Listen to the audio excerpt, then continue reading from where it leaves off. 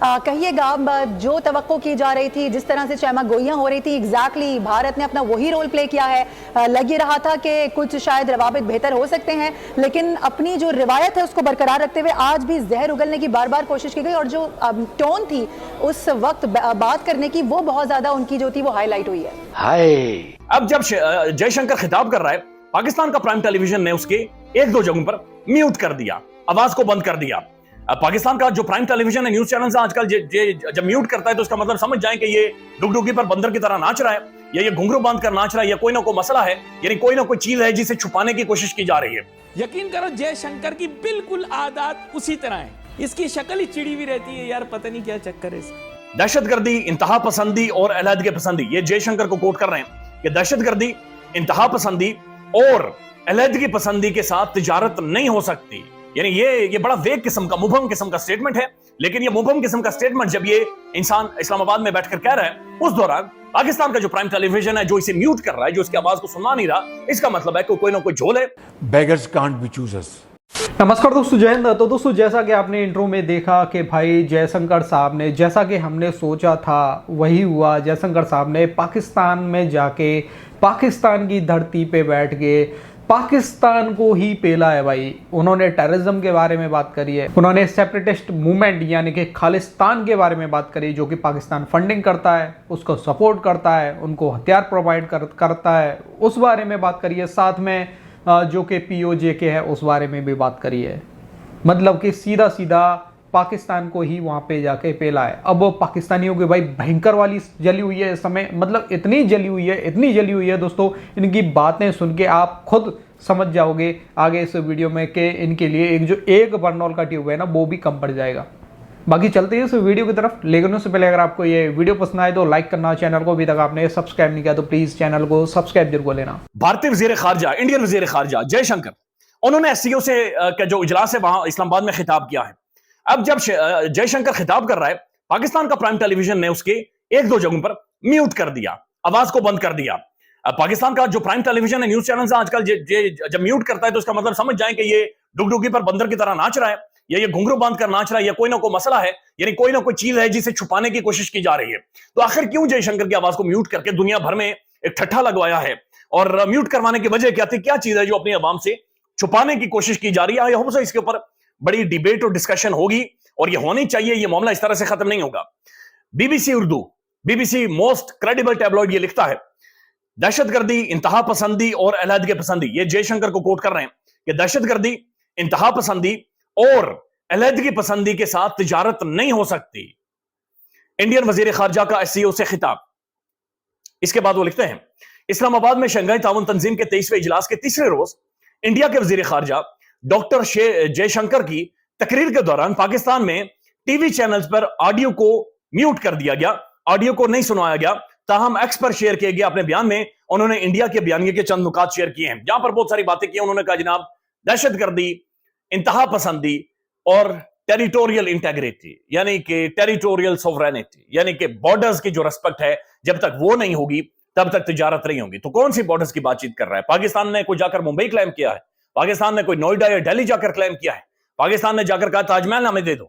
तो ये कौन सी टेरिटोरियल सोवरेनिटी के बारे में बात कर रहा है? ये इंडिया का तो क्लेम एक फॉल्स क्लेम, एक झूठा बदबूदार क्लेम, एक बदमाशी के ऊपर मबनी क्लेम आजाद जम्मू एंड कश्मीर के ऊपर है। तो ये क्या उस टेरिटोरियल सोवरेनिटी के बारे में बातचीत हो रही है? उसके बारे में डुगडुगी बजाई जा रही है? या फिर इंडियन फॉरेन मिनिस्टर को या इंडियंस को कोई एश्योरिटी दी गई है कि हम कश्मीर के ऊपर नहीं बोलेंगे? क्योंकि मियां मोहम्मद नवाज साहब जब बरखादत को बुलाते हैं, वो कहते हैं मोदी जी नहीं आए, मोदी जी आ जाते तो बड़ा बेहतर हो जाता।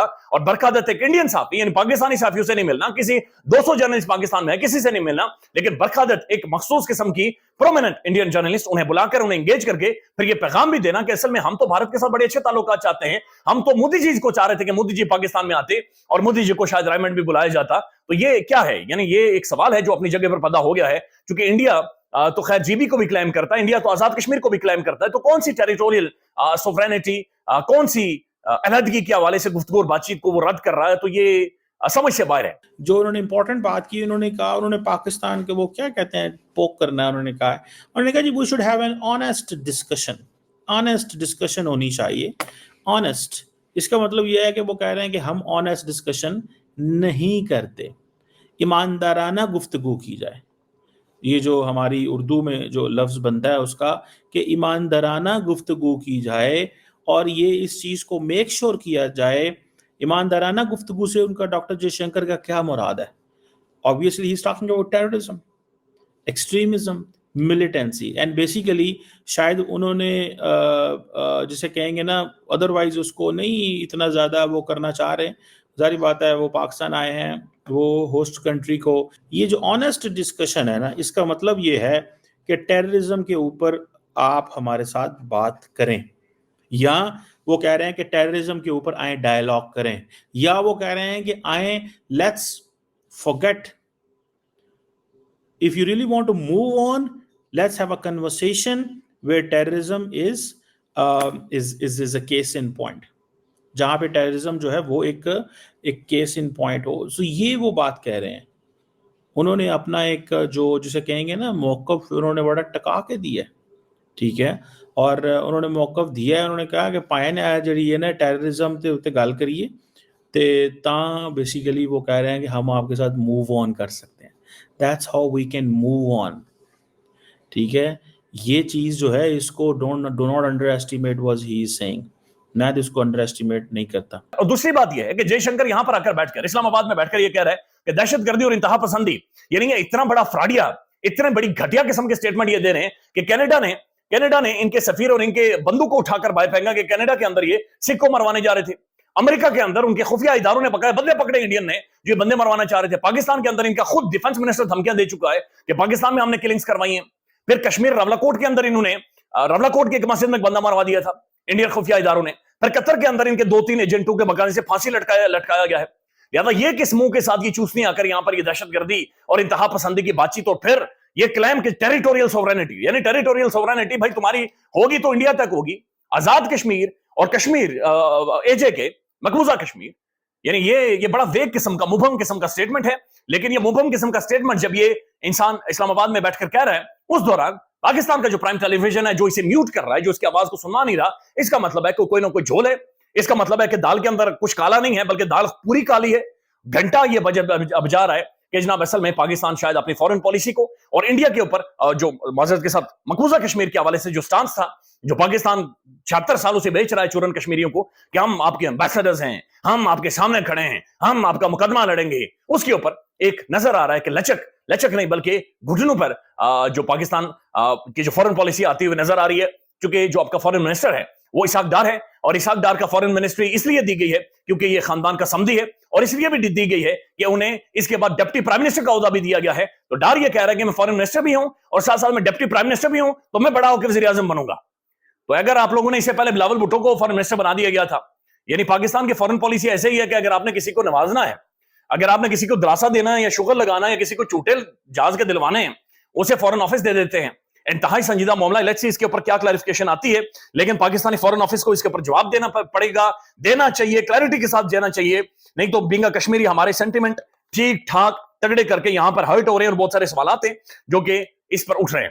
तो दोस्तों इस वीडियो में जो पाकिस्तानी बकवास कर रहा है कि कनाडा ने हमारे सफीरों को निकाल दिया, लेकिन मतलब कनाडा अभी तक तो कोई सबूत दे नहीं पाया। दूसरा ये है कि कनाडा के भी हमने लात मार के फेंके हैं ना, यहाँ से इंडिया से कनाडा के भी फेंके हैं और वो घुटनों पे भी आ गया। और रही बात अमेरिका की, ना तो अमेरिका भी सबूत दे पाया, बात करते हैं भिखमंगे।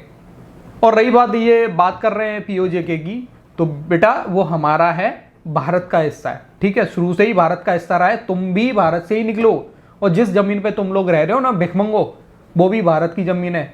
तुम एक किराएदार हो, वहां पे किराएदार हो। जिस दिन इंडिया चाहेगा लात मारेगा, तुम्हें वहां से भी निकालेगा।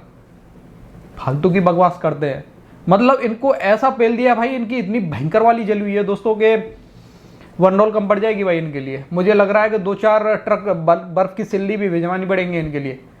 इनको 24 घंटे बर्फ पे बैठाना पड़ेगा, तब जाके शायद इनकी थोड़ी बहुत जलन कम हो जाए। इतनी भयंकर वाली जली हुई है इन भिखमंगों की। बाकी दोस्तों आपका क्या कहना है भाई, अपनी राय कमेंट में जरूर देना। वीडियो पसंद आई है तो लाइक कर देना। फिर मिलते किसी नेक्स्ट वीडियो में, तब तक के लिए जय हिंद, जय भारत।